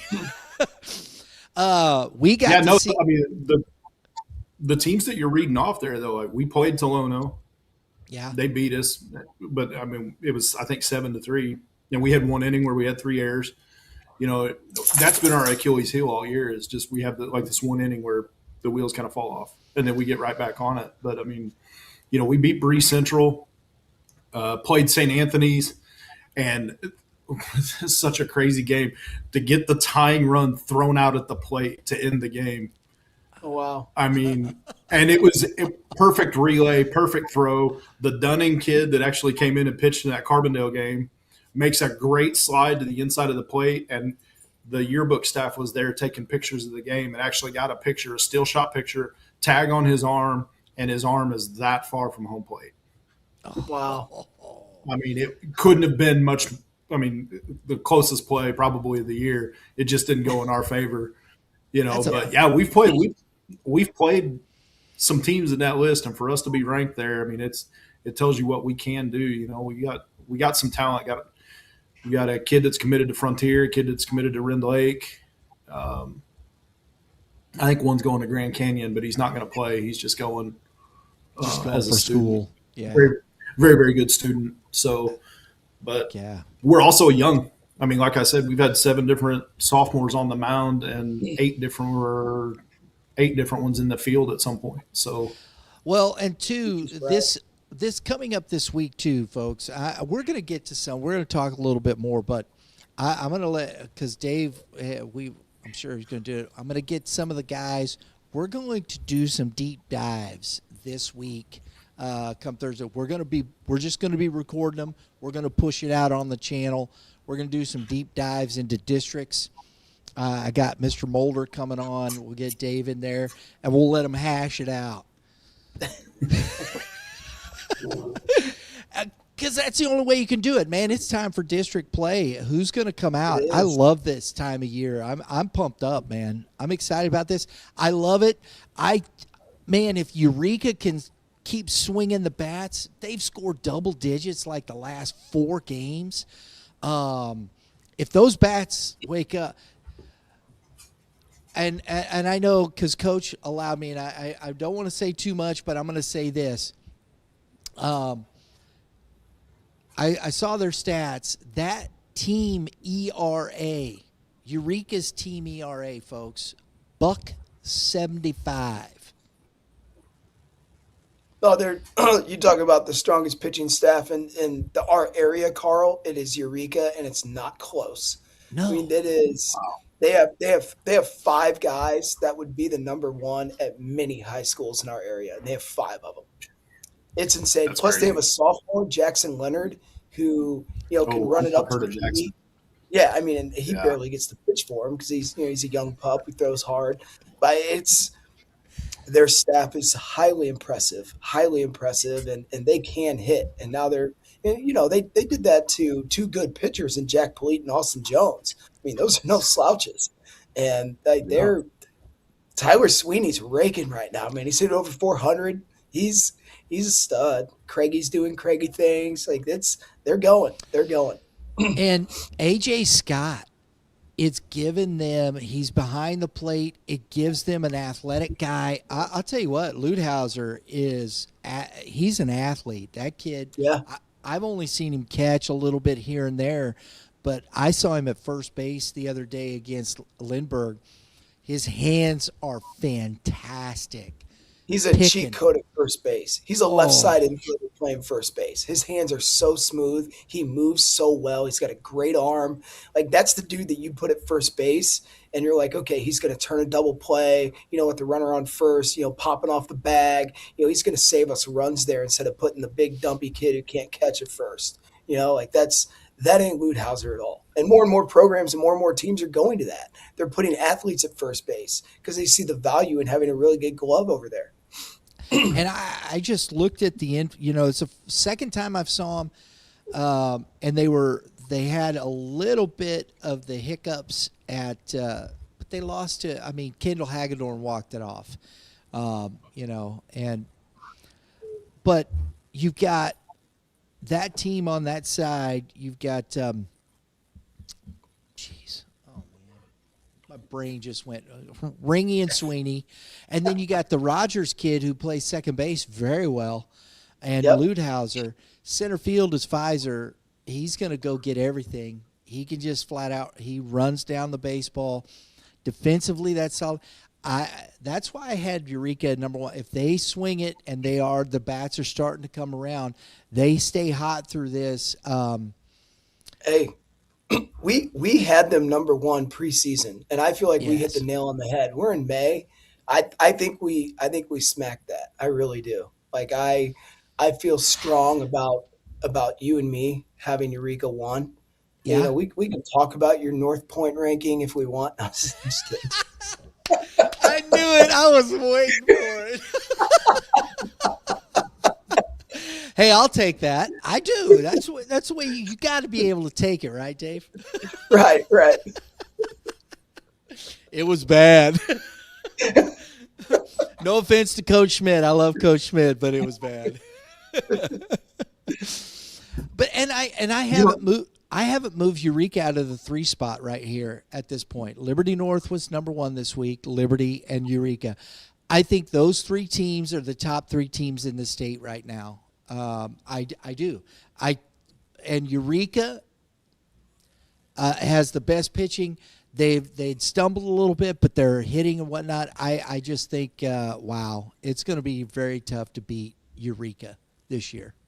Agreed.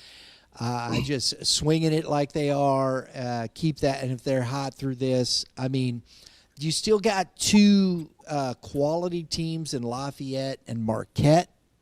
Oh yeah. In District 2. And don't sleep on Rolla. They got a big-time arm, and they're winning baseball games. I know they don't play necessarily the toughest competition. I understand their strength of schedule isn't as good. But, hey, they're beating the people that are in front of them, and I always say that's got to count for something. Yeah, I mean, Rolla's also got Colton Petersmith, who, is a fantastic outfielder headed to Nebraska. He's lightning quick. He's got a great bat. He's got tons of juice. Plus, he also hops on the mound and throws from the left side, behind their number one righty. Don't sleep on Rolla at all. Marquette just beat Zumwalt West today in a tight game. That's a good win for Marquette. Caden Throneberry threw really, really well. And then Lafayette's deep. Lafayette's got, Michael Sin committed to Mizzou. They've got Landon Matthews committed to Maryville. They've got Asher Krimmel, who's a sophomore throwing in the upper eights to the low nines. I mean, they've got, Drew Pickering, who's a great senior lefty. That's going to be a good district, right? We know that for a fact. And then obviously the district of doom down there with Lindbergh, Seckman, Jackson, and Oakville. That's going to be a good district too, and it's cool because they get to, and Vianney, and they get to pair up in that best of 3 series, the winners of those 2 districts. So that's going to be some really, really good baseball. And Liberty North, it's so funny. Everybody knows Troy Fisher, kid going to Arkansas, shortstop, and just a great bat. But the younger brother, the sophomore, Theodore, he was the DH in the 9-hole, hit 2 bombs. Wow, jeez. That's awesome.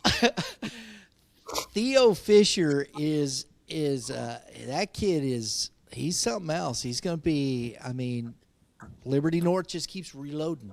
They just keep reloading. And this kid's going to be right there in the mix, just a sophomore. Hit 2 home runs in the 9-hole, a 2-run shot and a 3-run shot, it looked like, Dave. That's awesome. Wow. Crazy. So big shout out there. Carl, your son's a part of an outstanding 28 class in Missouri and Illinois. There's some really good players in that class. There's some really good players. It's pretty cool to see it, and again, with him kind of being fortunate enough to go around and play with some of these different guys. I mean, one of his best friends is Quincy Fulton from Newton. He's really good friends with Anderson Kaufman. He's really good friends with Max Brown. He's really good friends with a lot of these guys. And even the guys that he's not necessarily friends with, we know who they are. We see him, and, you see him at showcases or at tournaments or whatever. And it amazes me, his memory, because, let's say I played football in the concussion era where you got a concussion, all you needed was a freezer pop, and you got back on the field. My short-term memory is awful.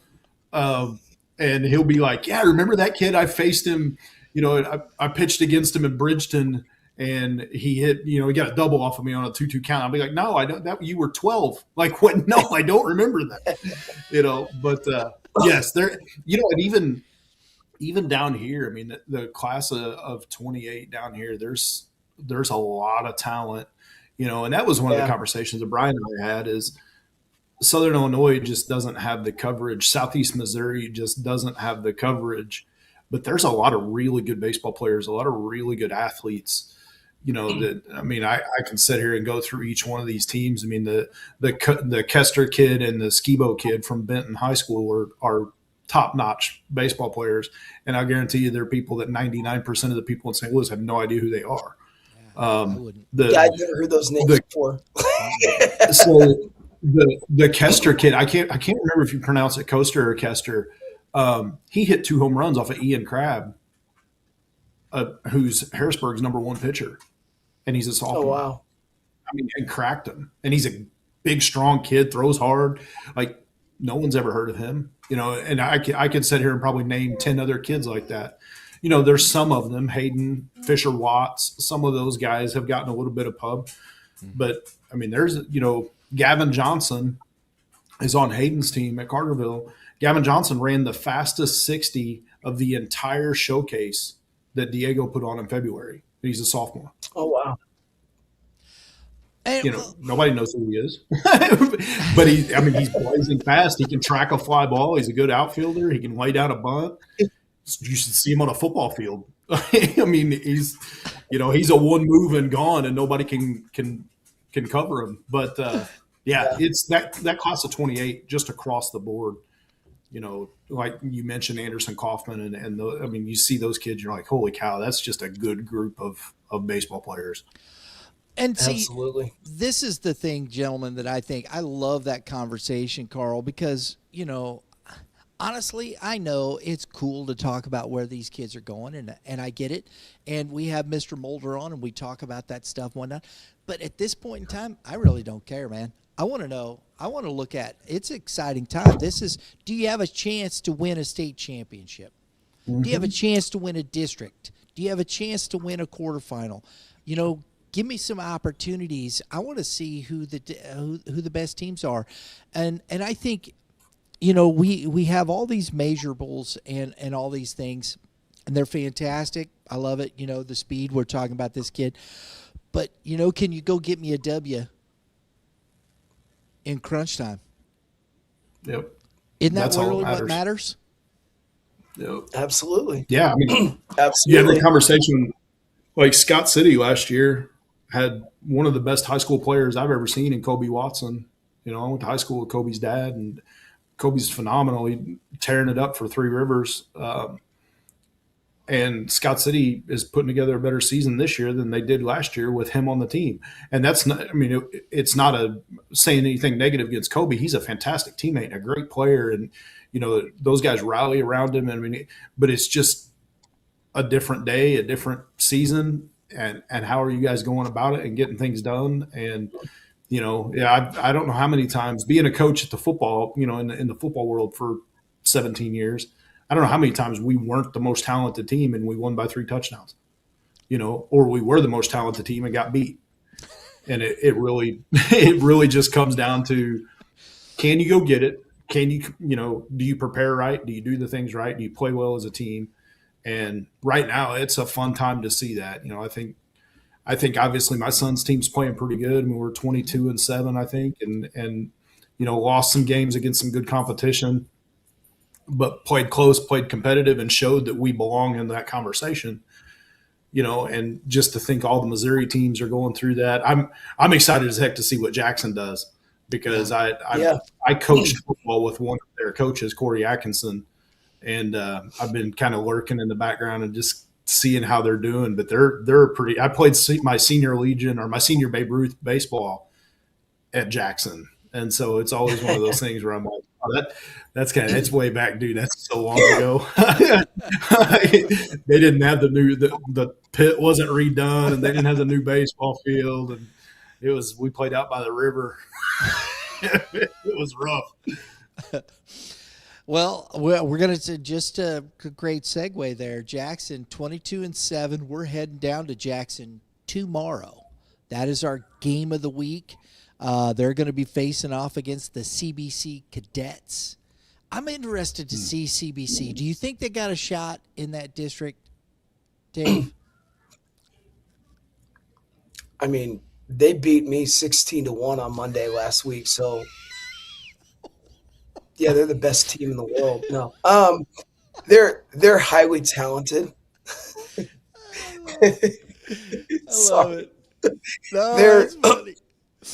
Yeah, they're highly talented. They've got some really good senior players. They really do. Mm-hmm. Austin Baldwin behind the plate, Patrick Effer and Ryan Horn in the infield, Ryan Mueller in the infield, Braden Schreiman at first base, obviously GT Taylor, headed to Kansas in their outfield. Cale Price is having an unbelievable year. Cale's he's all over the baseball. He hit an inside the park homer off us and an outside of the park homer off us in that 16-1 route. He's really turned it on. So they've got a lot of seniors, and then they have Brady Rallo, who's a very good sophomore. They've got other talented players as well. Daniel Bergner, the left-handed pitcher, Riker Williams, the right-handed pitcher. They don't necessarily have like a frontline guy like they normally do on the mound, and I think that's why a lot of people count them out. But you have to remember, they're still CBC. They still have more depth than most teams. They still have really good baseball players on the field. They have a potent lineup. It's just, and I think that district's kind of up in the air, to be honest. SLU, it'll be interesting. And you know what's cool? I was watching a bit of the Mizzou game against Vanderbilt the other day. Saturday, I think it was, yeah. and Caden Pierce in the lineup. Yep. Brady Kellenbrink was on the mound. And then in the 9 hole was Leo Humbert. Yeah. And I thought, man, that was kind of trippy for me. You know, we've covered all these kids. I remember seeing Caden Pierce turn one around against one of the first games we did back in the day was against Jackson. Bogenpole was pitching for Jackson, and they were at CBC, and Caden Pierce turns around a 93-mile-an-hour fastball, just roped it. And then you see Bogenpole ripping balls in from Leo. Watching Brady Kellenbrink pitch here at Parkway South, that's what I mean. National, kids playing this, that. Here's the 3 kids at Mizzou playing baseball starting on that day. There's more. Oh, there's plenty more. Eli Skidmore. Yeah, Eli Skidmore, Luke Sullivan, and Tyler Macon, Kirkwood product, starting for them. Like, it's cool to see a lot of St. Louis area kids playing at Missouri. It's their hometown university. It's the SEC. Like, say what you want about their record, I couldn't care less. Like, it's big boy baseball. It's baseball that's better than anybody could ever imagine. And they're getting an opportunity to do it, out of high school, which is really cool. Yeah, and Kellenbrink looked good. He was was in line for the win, and I didn't see. I was going to go back and look because I think the Lakers came on, and I was going to watch them get beat up by Oklahoma City, and they did. OKC's different, man. They're good. So that was pretty ugly. I'm going to go home tonight and watch the rest of the funeral. No. Well, you bring that up though. So this year, I took Hayden down to the Apogee Bank, I think it was, baseball classic in Arlington, Texas. And the week that we were there, we got to see Appenzeller throw for Tennessee. Oh, wow. Oh, that's sweet. Cam Appenzeller. And then I can't remember the other kid, but he was pitching for Arizona State. Oh, and Austin so, Musso. and Hayden, yeah. And Hayden worked out at Maximized Pitching Lab with those guys. And so we're now getting them to watch play big boy baseball down there. That was, if you guys ever get a chance to go do that, go do it. It was so flipping cool. Each day, like what was it? The tickets, I think total for us were like $100 a person for all 3 days. And it's general admission. You can sit anywhere you want to in the ballpark. Oh, wow. Oh, that's awesome. And so you're watching. When we were there, it was Mississippi State, Arizona State, Tennessee, A&M, UCLA was there, and Virginia Tech. And so you're watching very, very good baseball for $30 a day, and you get to sit anywhere in the stadium. Pat Murphy, who's the Milwaukee Brewers head coach, Arizona State for years. Yeah. I mean, well, and you just named 2 know. freshmen that were pitching for those programs. Yeah, 2 freshmen. Yeah, that's insane. And obviously Appenzeller and Musso are top notch, but still, it's SEC baseball. It's Big 12 baseball, Yeah. Hey, and it was those guys that he worked out with there at Maximum. I was sending videos of it to Huber. I'm like, hey, check it out. We went and sat in center field, so I'm going right over Appenzeller's shoulder, shooting video clips to Brett. Like, hey, check out your boy. So tell me, guys, do you know who the most famous baseball alum of Arizona State is? No. Barry Bonds. I can tell you who it's not. Who? Me. It's not Brett Wallace.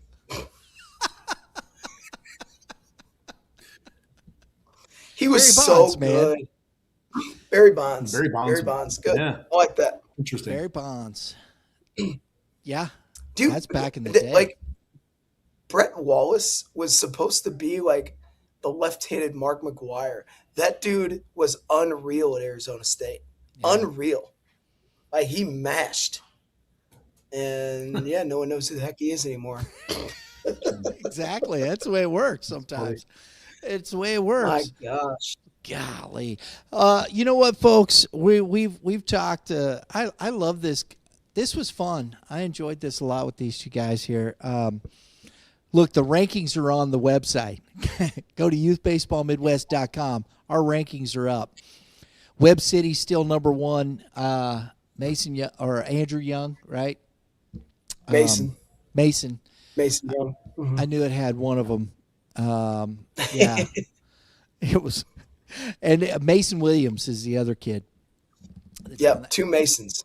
Yes, 2 Masons. That's a good team. I don't care, man. Only 4 losses on the season. They're still number one in Class 5. You've got the big boys down there in Class 4 in Logan Rogersville. Southern Boone, folks. Southern Boone. Just saw them this past weekend. Nolan Ash, Coach Ash's son, that kid is faux real. Zachary DeHaas hitting a bomb. Southern Boone's got a chance. That's a good squad. I know. I find it peculiar that Southern Boone is in Ashland. That's where they're at. Yeah, I know. I love it. that's unbelievable. No pun intended, folks. Seriously, though, it's like that's all I ever think of. I'm like, that's just made for Coach Ash and his son. That's just nuts. Yeah, and as Carl was saying, Scott City on a heater, 28-1. That's just unreal. I don't care who you're playing. You win 28 games. Impressive. Yeah, It is. They're number 4. And they're being led by 2 underclassmen, a junior and a sophomore. It's youth, man, Wow. and that's how those teams stay relevant year after year. They always have young guys. They develop well, and they come up and play. And they just beat up. I mean, they bludgeoned Chaffee. And Chaffee is a really good Class 2 school. No offense to Chaffee, but they beat them 12-0. So that's a good win for Scott City. I wouldn't sleep on them in Class 3, Fair Grove right there, Blair Oaks. And the new one in the poll, I'm going to give them some love real quick, the Ava Bears. If you don't know where Ava, Missouri is, go look it up on the map. I used to have an uncle that actually lived there, so I know where Ava is. But if you blink too hard, you might miss Ava. It's not a big town. But the Ava Bears, 15-6, are playing some hot baseball in Class 3. Fatima is back in it. Blake Cleathermos went complete game against Moberly, just very good. The shortstop Weberg hit a bomb. They got Schulin behind the plate. He's a really good, solid catcher back there. This is a solid team. Fatima should be. We got him back in the top 10. I like Class 3. I think it's going to be a lot of fun there. Gentlemen. Got to talk about Duchenne in Class 4, Bri. What's that? Duchenne. Oh, I know. I'm sorry, Dude, Mike. I'm sorry, they Mike just beat- Hollander. Hey, they just took down St. Dominic? St. Dominic 1-0. Ooh, man. Yeah, Duchenne's for real. Like that, in my opinion, it's Duchenne and it's Logan Rogersville. I think we could see them both in Ozark. Absolutely. Duchenne, they won the Class 3 state championship 2 years ago. They got bumped to Class 4 last year, and they beat St. Charles West in the district championship game, and then lost after that. And now they're back in without Class. TJ Greasy. Yes. Without their number one. This and team. reports are he's upper 80s now. You know, he was a low 80s strike thrower before he got hurt. Now he's an upper 80s touching 90 strike thrower. Like that's a whole different level in high school. You got him and Nicodime. they're going to be a tough out. I like Duchesne a lot. I think they could, as far you got Centralia there, Blair Oaks is going to always, but Class 3 is going to be tough. But I think Duchesne in the top of that, that 1 through 8.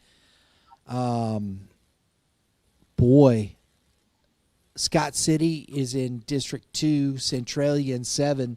So those 3 teams, Duchesne, Centralia, Scott City, all in that 1 through 8 bracket, you're going to have to deal with.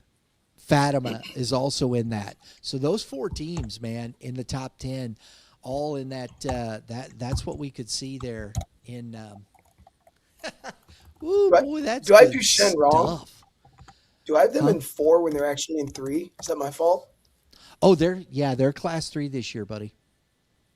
Duchesne is? Yeah, they went back down to Class 3. They that are fast. I know, weird, huh? It's weird. That's wild. Okay. Wait a minute. They were in District 5. They're not there now. I thought they were Class 4. They've been Usually in when Class you're up, 3 you're up. the whole year. They've been sitting at, I wonder if they made a mistake. Because honestly, Duchesne was in District 5 of Class 3 all year long. I know, I'm going to go look at this. Oh, they might be. Hold on. I'm pulling That's up Class right now. 4. Yeah, Yeah, they're there. That's yeah, my bad. Yeah, Yeah, they're with Okay. Ellsbury, Mark Well, it Twain, scared me. Montgomery, and Bowling Green.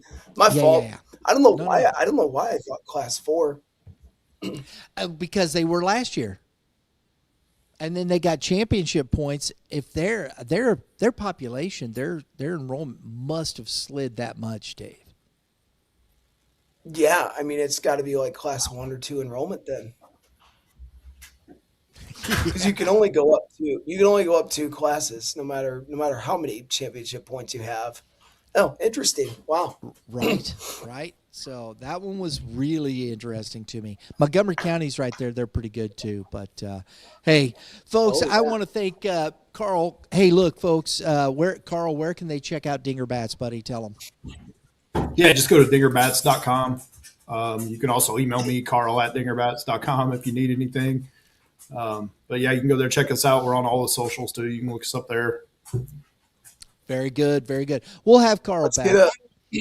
Let's get a dinger deal with RBC going, Carl. I'll shoot you an email. Heck yeah, man. Yell at me. I'll take care of you guys. Let's get it. Sweet. I love that. Right there. Right on the show. There you go. Yeah. Carl Lang, and always the man, the host of Baseball 101, Dave Wiggins. Dave, man, I appreciate all the work you put in here, buddy. It's a passion project of mine. It's a lot of fun. Where else do you just get to sit around and flap gums? That's right. Yeah, I That's what could I be do. home putting my kids to bed right now. So That's what your wife is saying. Why aren't you home? Yeah. But honey, yeah, she doesn't know about this. We're just gonna keep this on the DL. We won't tell. We won't tell. Folks, we want to thank you for tuning in tonight to Youth Baseball Midwest and the Press Box. Hope you enjoyed the show. Please, if you like it, hit that subscribe button. We got the Shohei Ohtani cards we are giving away. Make sure you subscribe, hit that dinger next to it. It's not a home run, but it sure does get you notifications for more episodes just like this. Have a great day in the Lord. Hey, folks, and we will see you at the ballpark.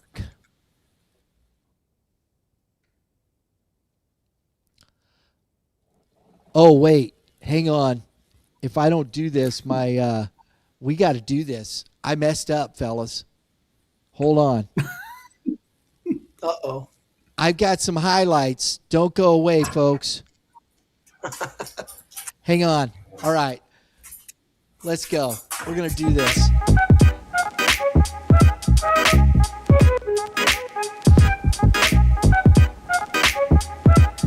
Slider hammered down the line and fair into the corner. Rogers on his way to second with an RBI double. to score Ludhauser from third.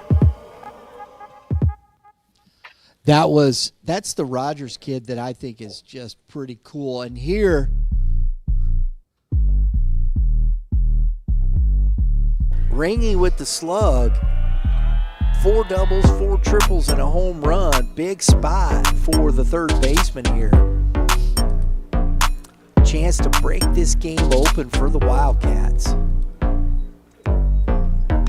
Oh, he gets one. Is it going to stay fair? It is gone! Grand slam! Craig Ringy on cue takes a fastball out of here with the bases loaded. Ho-ho! How about that for the Eureka Wildcats? Run support for John Habercorn. I love the new stuff they're doing with these kids too, man. That's just crazy. That ball was absolutely hammered. Torched. Oh my gosh! And I'll tell you what, you know him, you love him, John Calcaterra. Here we go.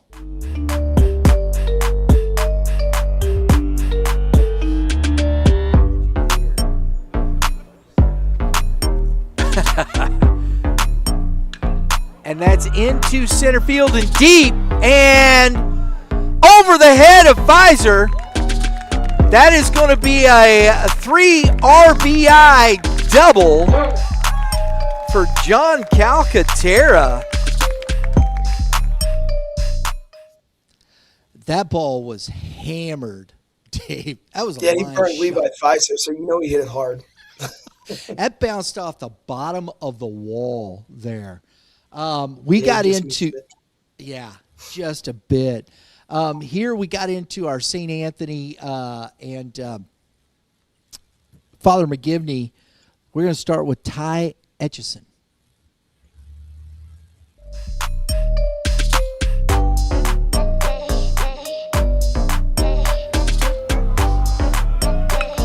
And that is down the line and fair.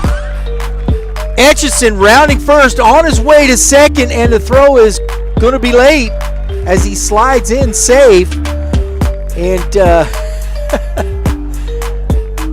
does a little Freddie Freeman, except his hands were on his helmet. I like it. Yes, they were on his helmet, which is good. Scott Phelps is up next here for this squad.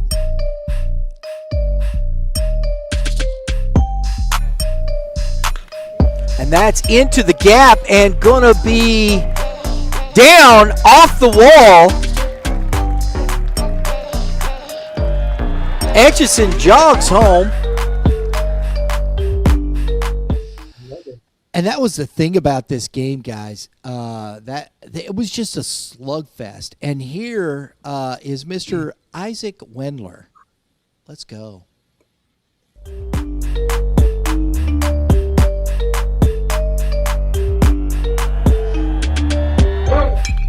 Wendler gets one up. Is it stay fair? And it's gone! Wendler, grand slam, bottom of the 6th inning off Charlie Spoor. The second grand slam of this game. Oh my goodness, folks.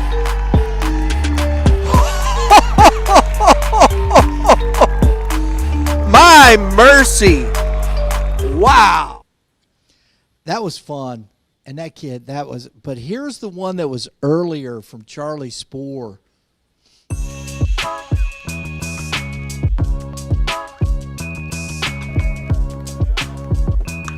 And he drives one deep to center field and grand slam home run for Charlie Spoor. That ball was crushed, folks. Gives a little pose to coach on his way past third base. And it's a 4-3 lead here for St. Anthony. mean, it was just a power display. And Chase Doris, here's another young man, hit the ball hard.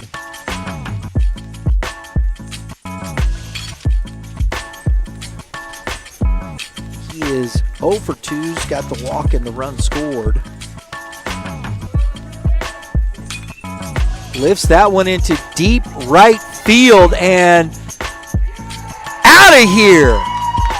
Doris in the top of the seventh inning brings the Bulldogs within 1 run with a 2-run home run. Oh my goodness, folks, this is just wild. It was, man. It's just a power display. And then the pièce de résistance. Let's go.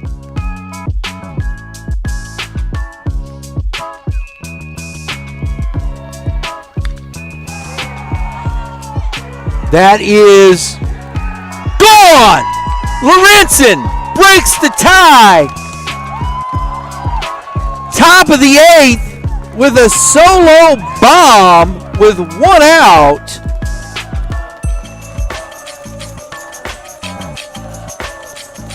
The 5th home run of this game. And it is 11-10 Bulldogs. I don't think I've ever seen a 5 home run game in high school. That's don't, crazy. Guys. I mean, it just was, it was wild. Then we got into Saturday, and we got some good mid Missouri ball.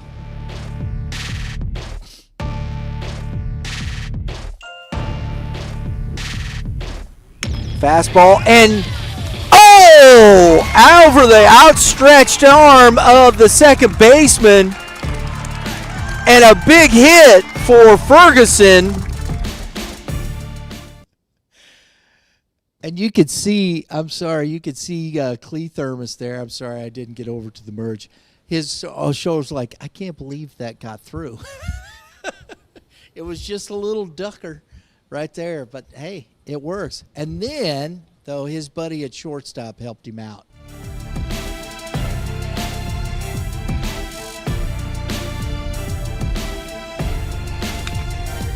And that is hit high and deep into left field and gone! Bryce Weberg with his 6th home run of the season puts the Comets on top 3-2 here in the bottom of the 5th inning. 6th bomb, dude. 6th that kid has hit. And then Zach Jean, here's another young man that you're going to see. This is from Mexico, and Southern Boone at the end of this. Here we go. Oh, I was incorrect.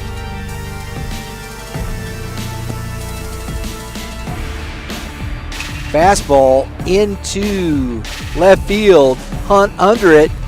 Makes the catch. Cut off the throw. Is sailed by Boone. That young man was very upset with himself for. I don't like that play at all. You didn't. Third Why baseman not, Dave? way too close to the outfield, Bri. He's got to get back, huh? You're not there. You're not there to catch and throw the ball to the catcher. You're there to keep the other runners from advancing. If you have to catch and throw the ball to the catcher, the runner's going to score. So you need to be much deeper, closer to the catcher, and you're there. If you're catching the ball, it's to prevent one of the other runners who's behind that lead runner, not for you to catch and throw the ball. Sorry, that's the coach in me looking at that play. Like, a lot went wrong there. Yeah. But yeah. There you go. So next up.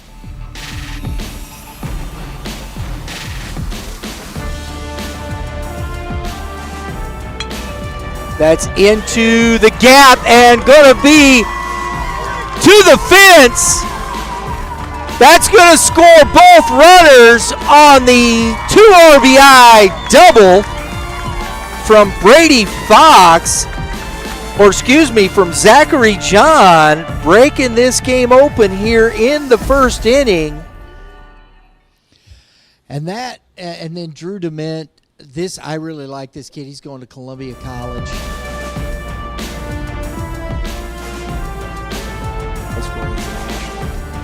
And that is fair. Down the line, Drew Dement smokes it over the bag. And he is into second base with a stand-up leadoff double. It didn't help him because it didn't get too much. But here is Coach Ash, Nolan Ash, the young man we talked about. We got a couple more here for you, and we'll finish this up, folks.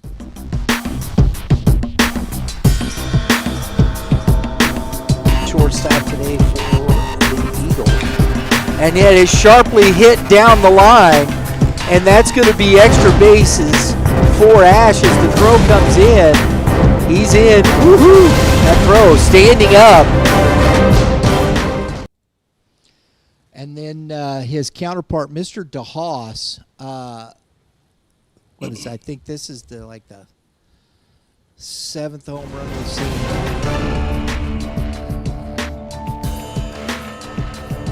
But Salter able to get back. Oh my goodness, that was close. Fastball. Oh my goodness. And if it's fair, it is gone. Zach DeHaas, a 2-run shot here in the bottom of the third, closes the gap. It's a 3-2 ball game now as the Eagles get 1 run closer. 2 runs closer, I should say. Well, sorry about that. We had one little technical difficulty on that one. Didn't have the sound. You didn't get to hear me screaming and hollering about another home run. It's probably okay. Now we can say goodnight, because if I hadn't have done that, Drew, you know this, Dave was going to shoot me in the face with a bazooka. He worked really hard to put those together. So yes, he did. Yep. Yes, he did. And I appreciate. Look, my staff, my crew, we're a short one. We're short. We're short on folks, but they work very hard, and I couldn't do any of this. Drew does a great job engineering and keeping everything going, and it is my family. That is my daughter that he is married to. And he does a great job, and my daughter does a fantastic job working with us. It's a family company. I appreciate all the hard work that they put in, and they're out watching. Why I'm pulling double duty today, and I almost forgot that, is they went to watch Leland, his son, play some baseball tonight. Awesome. So, yep. He's into coach pitch, so they're going out and supporting him and playing some baseball. I'm like, man, you got to go do that. I'll work it out the best I can. That's the way it goes, right? That's what you do. That's what you do. Hey, guys, pleasure. Hey, folks, thanks again. It is good night for now, and we'll see you all at the ballpark.